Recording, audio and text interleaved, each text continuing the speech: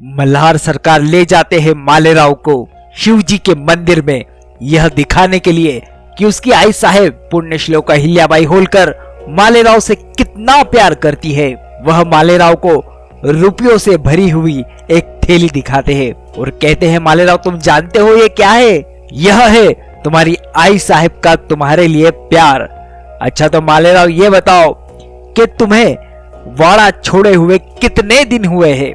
मालेराव बता नहीं पाता ठीक से। तब मल्हार सरकार कहते हैं, तुम्हारी आई साहब एक एक दिन गिन रही थी तुम्हारे जाने का।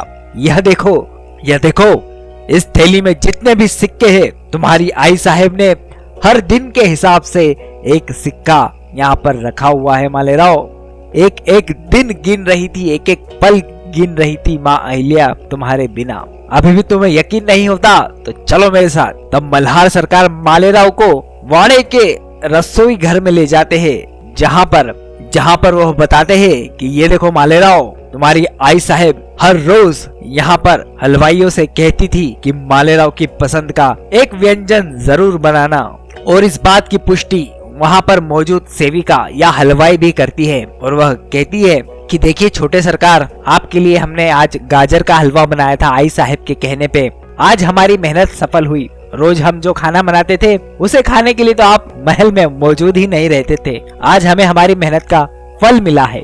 यह सब देख के और सुन के सोच में पड़ जाता है।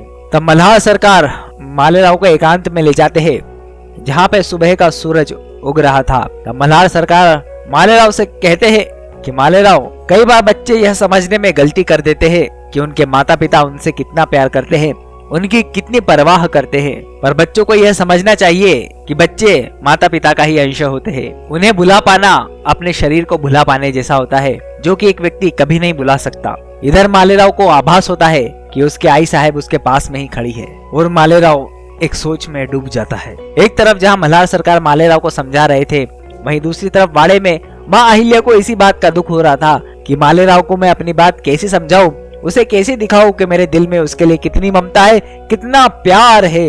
वहीं तभी मल्हार सरकार और मालेराव कक्ष में उपस्थित होते हैं, और तब माँ अहिल्या की आंखों में मालेराव को देखकर आंसू आ जाते हैं। और तभी वह घटना होती है जिसका इंतजार एक माँ का हृदय हमेशा से कर रहा था। माँ अहिल्या की आंखों में आए आंसुओं को मालेराव अपने हाथों से पोंछ रहा था। ऐसा दृश्य वाड़े में बहुत दिनों के बाद दिखाई दे रहा था।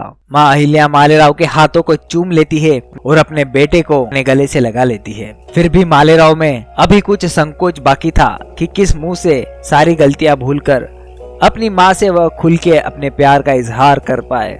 मालेराव के मन में यही संशय चल रहा था, जो कि अक्सर लड़कों के मन में चला करता है, कि वह अपने मन की भावनाओं को ठीक से व्यक्त नहीं कर पाते कि वह क्या कहना चाहते हैं। वह अपने माता पिता से प्यार तो करते हैं लड़के, पर समाज का बनाया हुआ और अपने खुद के बनाए हुए इस भ्रम में वह रहते हैं कि एक लड़का कभी रो नहीं सकता, वह अपने दिल की भावनाओं को व्यक्त नहीं कर सकता।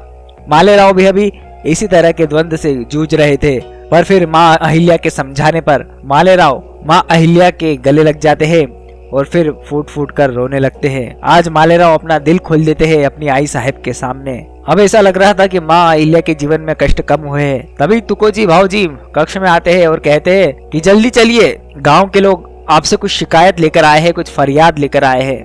तभी माँ अहिल्या जाती है और गौतमा रानी साहब और मल्हार सरकार भी उनके पीछे जाते हैं, पर मल्हार सरकार गौतमा रानी साहब को आगे बढ़ने से रोकते हैं। वह कहते हैं कि देखो, इशारों में ही समझाते हैं कि देखो माँ बेटे दोनों साथ में जा रहे हैं, हमें उनको आगे बढ़ के नेतृत्व करने देना चाहिए, हमें पीछे ही रहना चाहिए। उनके पीछे तुकोजी बाबूजी भी जाते हैं, जो कि बात को समझ रहे थे, और उनके पीछे मैना बाई जाती है कि आखिर माजरा क्या है इस बात को समझने। वाड़े के प्रांगण में सभी गाँव वाले गंगोबा तात्या के भड़काए हुए यहाँ पर मौजूद थे, और वह गंगोबा तात्या के रटाई हुई बातें को ही बक रहे थे और कह रहे थे कि आई साहब, हमें आपकी योजना पर यकीन नहीं है।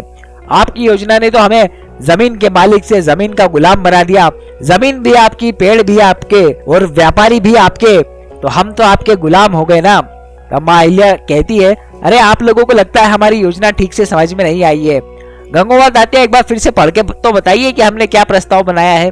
तब गंगोबा तात्या बुलंद आवाज में पढ़ते हैं, और उसमें भी यही लिखा था कि प्रत्येक गांव वाले को पेड़ लगाने होंगे, उस पेड़ की देखरेख करनी होगी, और इसका जो कर और जो भी महसूल होगा उसकी जिम्मेदारी कमाविजदार या जमींदार को दी जाएगी, और मालवा के प्रत्येक परिवार में से 2 व्यक्तियों को व्यापारियों के यहाँ या फिर प्रतिष्ठित साहूकारों के यहाँ पे नौकरी दी जाएगी। यह सुनने के बाद गांव वालों को तो वही गंगोबा की रटी रटाई पट्टी उनके दिमाग में सवार थी। नहीं नहीं आई साहब, हमें ये नहीं चाहिए यह योजना, आप तो हमें डायरेक्ट पैसे दो, तो सीधे हमारे हाथ में कैश दे दो। वह तो यही कह रहे थे, अभी हाथों हाथ पैसा चाहिए था। दूर की बात शायद उन लोगों को समझ में नहीं आ रही थी, दूर की बात सोच नहीं पा रहे थे।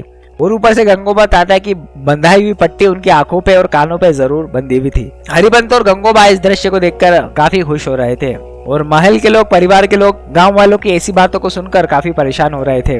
तब माँ अहिल्या ऐसी बात कहती है जिसका जवाब गंगोबा के पास न था और ना ही हरिपंत के पास इस बात का कोई जवाब था।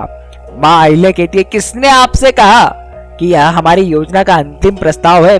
अरे हमने तो अभी योजना बनाई ही नहीं है, यह तो हमने गंगोबा तात्या से सर्वे करने के लिए कहा था कि एक बार जाके देखिए तो सही कि गांव वालों के पास कितनी जमीन है, कितना नुकसान हुआ है। हमने तो अभी योजना ठीक से लागू ही नहीं की है, तो उसका विरोध यह तो किसी के भड़काने पर ही हो सकता है कि जो योजना अभी बनी ही नहीं उसका विरोध चालू कर दिया आपने। गंगोबा और हरिपंत के चेहरे देखने लायक हो गए थे दोस्तों, क्योंकि उन्हें अब कुछ समझ में नहीं आ रहा था कि अब हम क्या करें। तभी बताया जाता है कि वाड़े में पालकी आती है और उसमें से द्वारका रानी साहिब उतरती है, और तभी उसके पीछे एक और पालकी आती है जिसमें से उतरती है सीताबाई और मालवा के शाही परिवार का सबसे बड़ा दुश्मन गुणोजी बाऊजी उसमें से उतरते हैं।